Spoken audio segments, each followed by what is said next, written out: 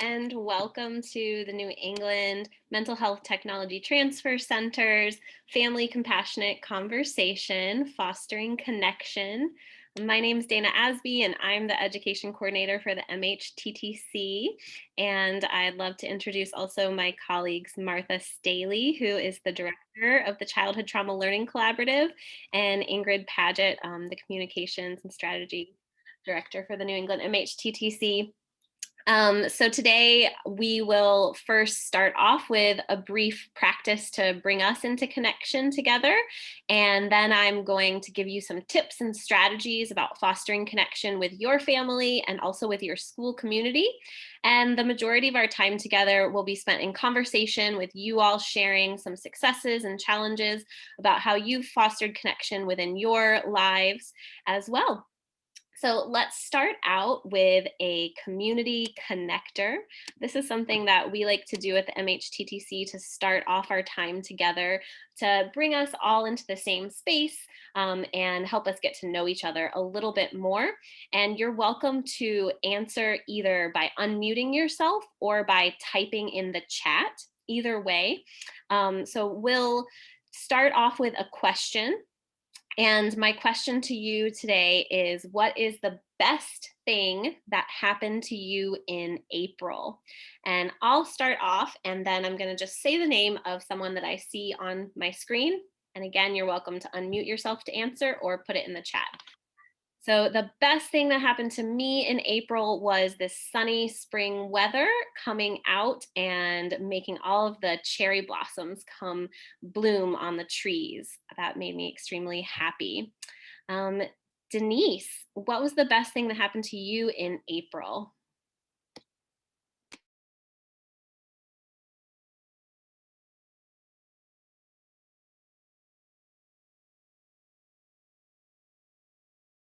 And we do understand some folks might be kind of multitasking and not able to get to the chat or their unmute button. So Denise, you could also type in the chat in a minute when you get to us. How about Cheryl Clemens? Cheryl, what was the best thing that happened to you this April? Finally being able to spend Easter with a fully vaccinated family. Excellent. How about Kayla Garcia? What was the best thing to happen to you this April? Hello, this April was my birthday. Happy birthday. Yes, on April 1st. Oh, an April Fool's baby. Very cool. Yes. How about Claire? What was the best thing to happen to you this April, Claire?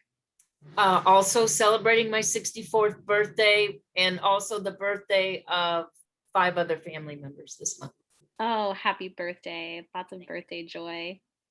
Dolly, what was the best thing that happened with you this month? Getting to see family during school vacation week finally. You know, everybody fully vaccinated and able to get together. Oh, that's excellent. And thank you, C. Cruz, who shared that the best thing that happened to them was being able to run outdoors again. Yes, that spring weather is so welcome. How about Dory? Dory, what was the best thing that happened to you this month? I had a new grandson born, my 6th. Oh, congratulations, Grandma. Thank you. How about Robert? Robert, what was something great that happened to you this month?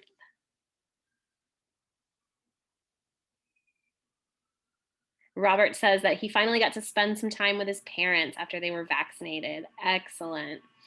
Marcella, what was the best thing that happened to you this month? Can you hear me? Yes. Can you hear me? My great grandson, I had him one day, he's just jumping all over the place. And later that evening, my daughter sent a picture of him crawling and he's basically running like, how do you first start off crawling and just have it all together in one day instead of a little crawl on your stomach and get up? But he was like, so it was exciting for me. Oh, the joy of seeing those children grow. Thank you for sharing, Marcella. Ingrid and Martha shared in the chat that they got their vaccines in April, which I'm guessing is the best thing that happened. I will say that also my youngest son turned 15 last weekend, which feels in the middle of a pandemic like a real accomplishment for all of us. So many birthdays. That's so great. Let's see. Did we hear from Maricela? She did. She talked about her great grandbaby. You are right. You are right. How about Deidre? Hey everyone. We got to see my husband's kids.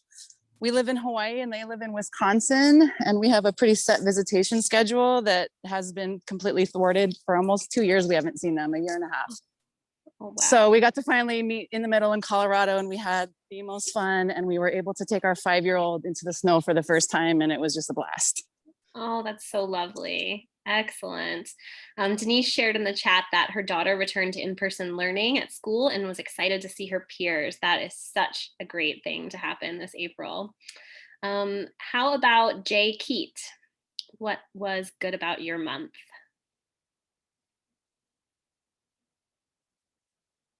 And you can also share. Oh, go ahead. Hello, everyone. My sister, who was diagnosed with the COVID for the last 3 months, has done well, and she has recovered. And I had an aunt that turned 80 years old, so I went to the celebration, and everybody was safe because everybody had their shots. So we all celebrated her 80th birthday. Oh, that's So great. that was 2 things that happened this month. That's wonderful. Oh, I'm so relieved to hear that. Michelina, what was something great that happened to you this month? Hello. I'm a professional dancer, and we returned to live performances. Oh, that's so exciting. Oh, congratulations. So it was really nice to do that. Oh, congratulations. That's wonderful. Let's see. I'm not sure if Keitara is able to hear us. It says you're still connecting to audio. But Keitara, if you're with us, do you want to share what the best thing that happened to you in April was? You can also share in the chat. Maricela, she received her second vaccine in April. Congratulations, Maricela. Claire, did you want to share what the best thing that happened to you in April was? Oh, yes. Claire already shared. I'm sorry. Yes, that's fine. And we have Anna who just joined us. Hi, Anna. We're just doing an opening community connector, sharing the best thing that happened to us this month. You can unmute yourself and share or put it in the chat. I was able to go to a wedding, and I found that to be really nice. I didn't stay long, but it was really nice to be out among family, and I have both shots, and everybody was mindful. So celebrating life for a change. I've been through a lot of funerals, grieving over around 8 people of elders and young alike, and so it was impactful. So celebrating other things was good. That's good to hear. Yeah. Thank you so much for sharing. And Keitara shared in the chat that she was able to celebrate her daughter's 18th birthday this month. So great, lots of celebrations amongst the loss. So thank you all so much. If anyone else would like to share, please do so in the chat. That was just a way for us to start this meeting off by getting to know a little bit about each other, fostering a little bit of connection in this brand new community that we're forming for this hour together.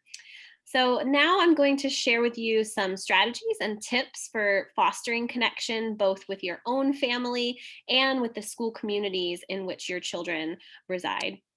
So as a family, it can start with you as a mother, a father, a grandfather, grandmother, by understanding why connection is important and what it looks like. So humans actually are hardwired to desire connection with others because it helps us as a species survive. So when we feel isolation, it can actually send signals that mimic physical pain when we get to that point of loneliness. So understanding why it's so important to form these connections can be a great motivator for us. And when families have a sense of connection, that looks like each family member caring for one another, supporting one another, seeking to understand each other, and feel like they're on the same team. And when families do cultivate that sense of connection, that bond of love can increase and conflict reduces. So you could start out by self-assessing your own level of connections, thinking about what kind of connections you have at work, with folks that you mentor or manage, with your partner or spouse, with your children, and with other family members and friends. Having connections with a variety of people in our lives helps us not rely on any one person too strongly and straining that relationship. So if you are thinking about the different connections that you have in your life, you could think about how you built and deepened those relationships. And if you want to strengthen the connections with your family members, you could think about what worked for you in your strong relationships to build a deeper connection. Using those genuine strategies that you know work for you can lead to more success. If you're thinking about the connections that you have in your life and you're not really coming up with a lot of names, maybe it's been difficult for you to form connections with others, you could start by connecting to yourself.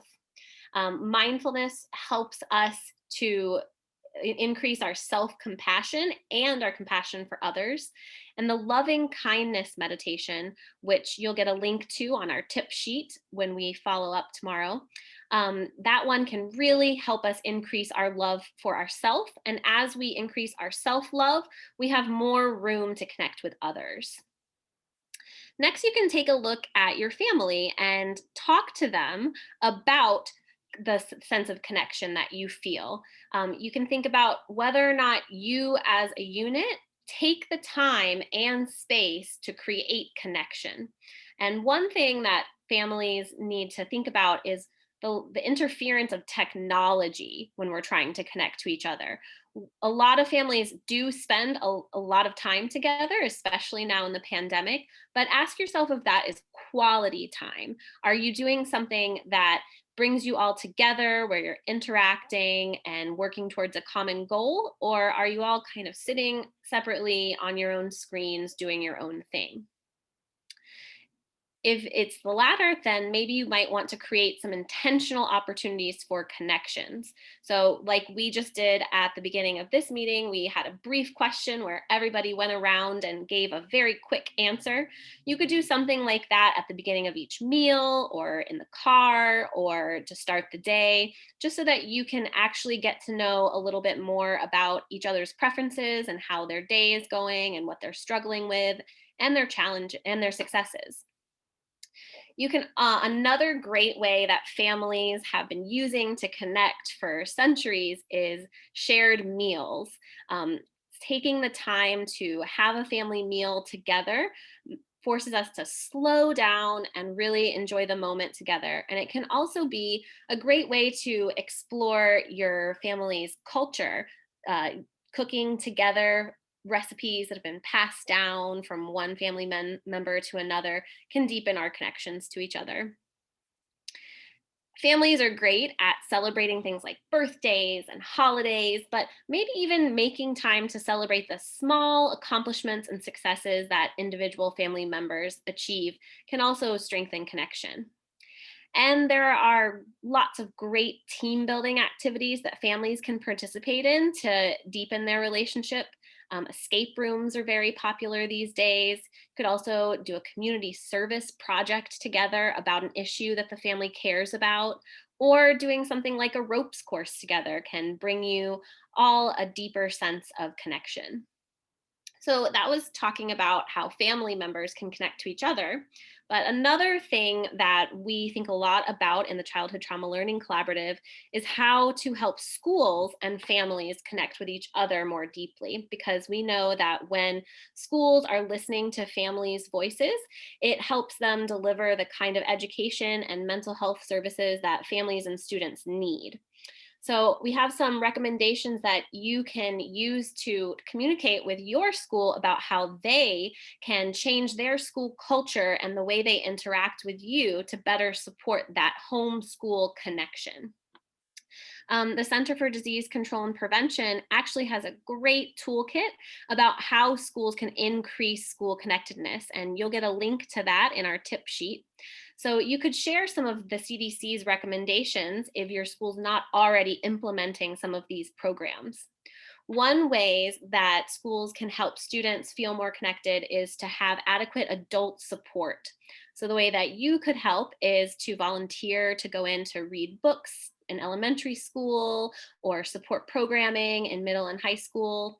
And an organization that we've had the privilege of working with, Life as is Good Playmakers, they actually offer a training that gives adults the tools they need to create compassionate environments that help contribute to a sense of connectedness.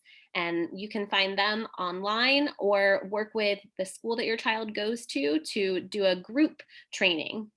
Their trainings are all online and work on a sliding scale.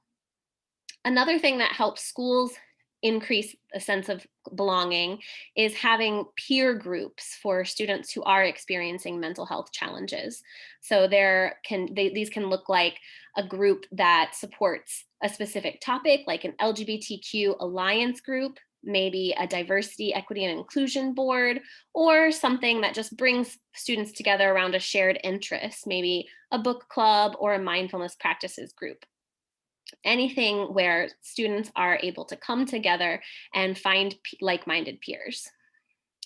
Another thing that helps schools increase connectedness is demonstrating a commitment to education.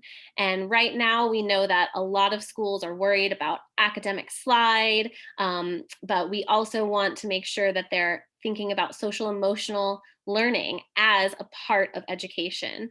So talking to students and teachers about how they communicate their commitment of education, and thinking about growth mindset helps us hold all students to a high expectation while providing them with the appropriate resources, tools, and strategies. The last point that the CDC makes about school connectedness is related to school environment. So school leaders really have to think about how to serve the whole child, and talking to families helps them understand what students need. We at the Childhood Trauma Learning Collaborative created a toolkit that helps schools come back after COVID-19, thinking about how to support staff and student mental health. And we have 7 areas that we think that schools should focus on. And if you listen to this list, try to think about whether or not you've heard some of these topics coming up when school leaders talk about going back into the school building.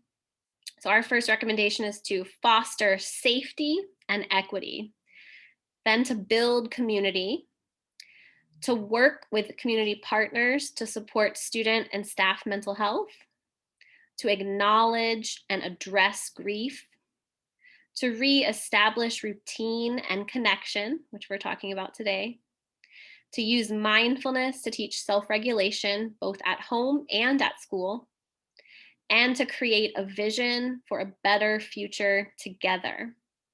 So when you get our tip sheet, it'll have some links to our toolkit and some other products that you can share with your schools if they're not putting a focus on supporting staff and student mental health, but rather just rushing back into academics. That might help give them some ideas for how to address the grief that COVID-19 has given us. As many of you have shared, it's affected you personally, and we know it's affected our students as well. And I'm sure you know that when schools listen to your voice, there is a greater sense of connection. So I'm interested to hear, when we move into our conversation, how well schools have reached out to try to listen to your voices and take what you hear to heart to change policies and procedures. But if you do feel that schools are not making an effort to get your opinions, then we have some ideas for how they could do that, with various opportunities for feedback. That might be listening sessions, surveys, email, phone, text communication, social media, lots of different ways to reach parents who have different preferred methods of communication. And then the last few things that I'll have on the tip sheet are really about specific policies and procedures that schools can take to increase a sense of communication, of connection. And that includes really communicating school values and integrating school values into community events, using mindfulness in group events to help us all get on the same wavelength and reduce our stress, and talking about using restorative justice practices that help solve discipline issues in a way that brings healing and solutions, rather than excluding students via expulsion and suspension.